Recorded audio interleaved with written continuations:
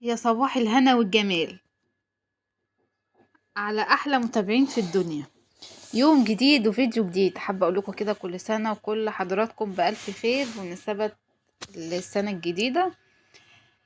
سنه سعيده علينا وعليكم وعلى الجميع يا رب. والنهارده كده واحد رجب، كل سنه وانتم طيبين.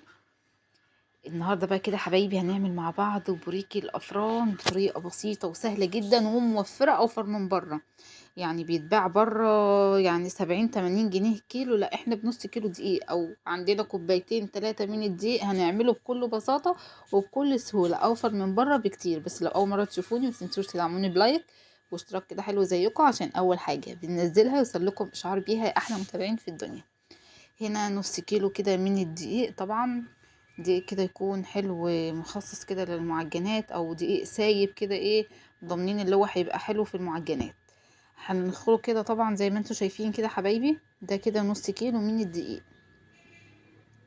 طبعا لما ندخل الدقيق كده يبقى العجينه كده هشه معانا وحلوه. هنضيف كده طبعا رشه ملح، إيه وعندنا برضو مرشه كده من السكر. واحده واحده كده نتابع الخطوات والمقادير. وعندنا برضو معلقة كده كبيرة من الخميرة الفورية، ونقلب كده المواد الجافة كده مع بعض يا حبايبي. طريقته سهلة وبسيطة يعني ومش مكلف.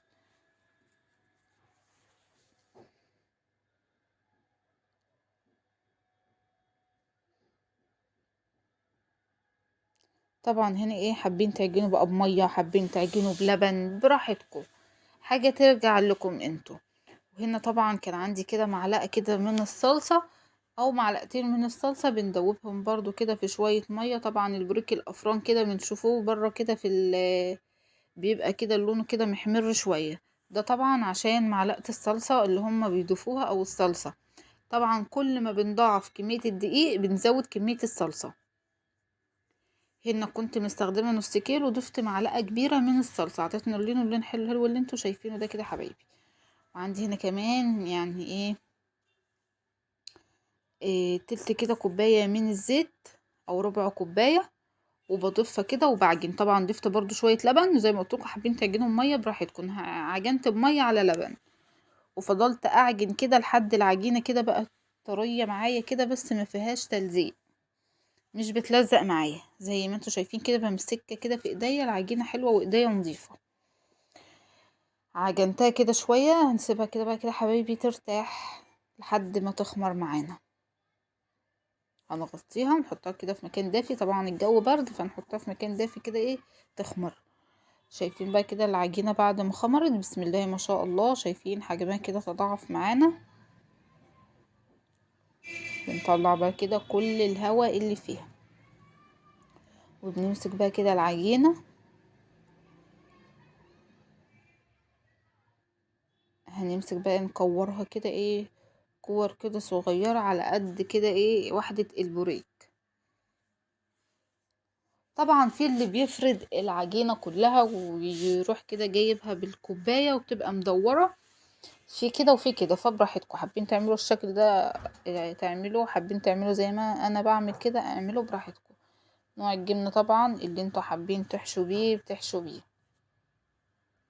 يعني الجبنة بصوا، ناخد كده نلم كده، انا بوريكم كده واحدة كده على الرخامة اهي، وبنقفل كده من الجناب كده حبايبي زي ما انتوا شايفين. بنكون كده مطولين كده العجينة.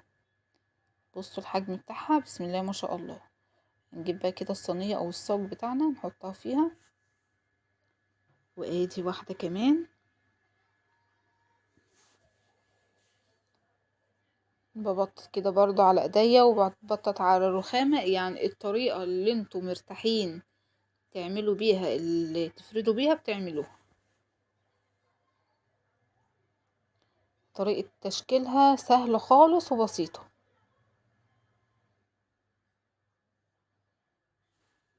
بالشكل اللي انتوا شايفينه ده كده يا حبايبي. كده خلاص كنت عملت كده اول صاج معايا. يعني شايفين النص كيلو دقيق هيطلع لي كمية ما شاء الله. ده طبعا لسه في عجين معايا اهوت يا حبايبي. وهنا برضو بنجيب كده برضو شوية صلصة او شوية مية او شوية لبن، ندهن كده ايه وش البوريك كده من فوق، عشان لما نضيف حبة البركة او السمسم يكون يلزق معانا من فوق.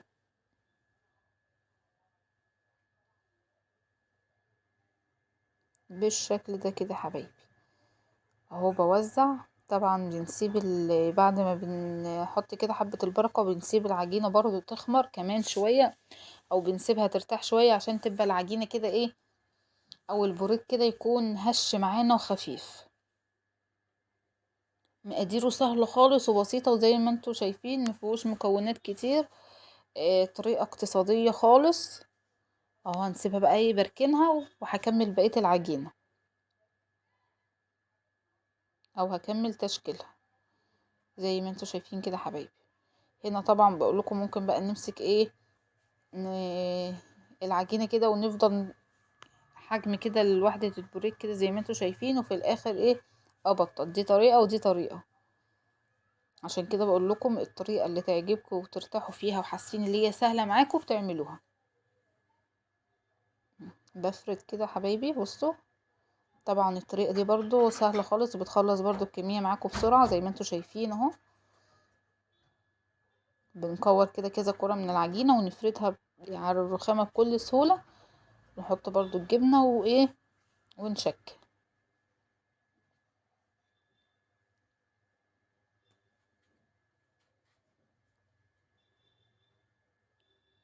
هنقفل بقى كده ايه وحدات البوريك كده حبايبي بالشكل اللي انتوا شايفينه ده.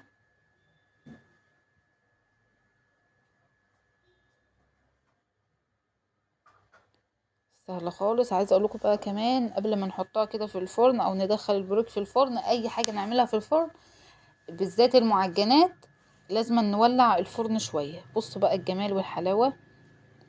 بصوا بقى بعد ما طلعت من الفرن الله، عايزه اقول لكم هي طبعا لسه سخنه شويه كمان، خدت اللون الذهبي الجميل اللي انتوا شايفينه ده. حابين تزودوا الصلصه وتبقى لونها محمر شويه زياده عن كده براحتكم، لكن كده كانت اللون جميل والطعم جميل. عملنا احلى بريك في البيت بطريقة سهلة وبسيطة وطريقة اقتصادية. الله على الجمال، مع كوباية شاي حلوة هنديها للاطفال تفطر بيها تروح بيها للمدرسة، حاجة كده من الاخر. يا رب كده الفيديو والطريقة تكون عجبتكم. ما تنسوش بقى حبايبي تدعموني بلايك واشتراك حلو زيكم يا احلى متابعين في الدنيا.